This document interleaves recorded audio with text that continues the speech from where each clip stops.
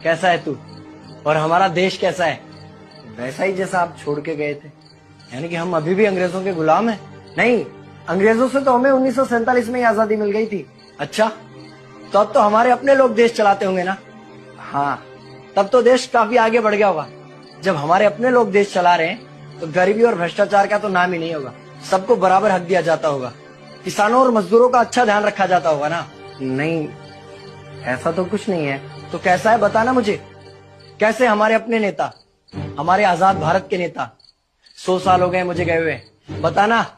हमारे अपने नेता वो तो अपनी जेबें भरने में लगे हुए हैं। आने वाली 7 पीढ़ियों को नहीं बल्कि 700 पीढ़ियों को ना कमा कर खाना पड़े उस चीज के इंतजाम में लगे हुए हैं।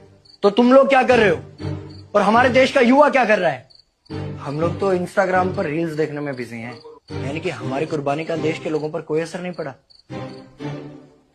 देश के लोगों में कोई देशभक्ति नहीं, कोई देश प्रेम नहीं। नहीं, ऐसा नहीं है। आपके लिए और देश के लिए बहुत प्रेम है भारत के लोगों के दिलों में। हर 15 अगस्त और 26 जनवरी को तिरंगा फहराते हैं, पूरे जोश के साथ भारत माता की जय बोलते हैं और आपकी डीपी भी लगाते हैं। और भारत और पाकिस्तान के क्रिकेट मैच के दौरान तो हमारी देशभक्ति पीक पर होती है। तुम इसे देशभक्ति समझते हो? तो फिर क्या है देशभक्ति? अगर तुम्हारी देशभक्ति समाज को सुधारने में, गरीबों को अच्छी शिक्षा या बराबर का हक नहीं दिलाती तो कोई काम की नहीं है तुम्हारी देशभक्ति। भ्रष्ट नेताओं और सरकार के खिलाफ आवाज उठाओ, लोगों को एकजुट करो। लेकिन अगर हमने सरकार के खिलाफ आवाज उठाई या नेताओं से सवाल पूछे तो हमें एंटी नेशनलिस्ट कहा जाएगा या हमें गद्दार करार दे दिया जाएगा। तो डरता है। 23 साल का था मैं जब अंग्रेजों ने मुझे फांसी पर चढ़ा दिया। मुझे तो आतंकवादी कहा गया था। अगर अब नहीं जागे तो ये देश सोता रहेगा।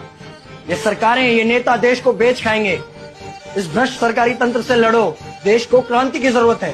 क्रांति यानी कि हमें हथियार उठाने होंगे, बंदूकें उठानी होंगी जैसे आपने उठाई थी। नहीं, हमारी क्रांति विचारों की थी। जब अंग्रेजी हुकूमत ने हमारी आवाज नहीं सुनी तो हमने और जोर से आवाज लगाई और अपने विचार रखे।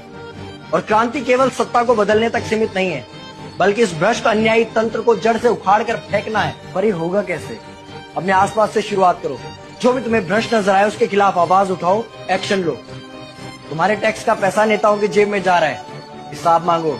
अपने वोट का सही इस्तेमाल करो, लोगों को जागरूक करो और इस देश को आजाद करवाओ। इंकलाब जिंदाबाद, इंकलाब जिंदाबाद।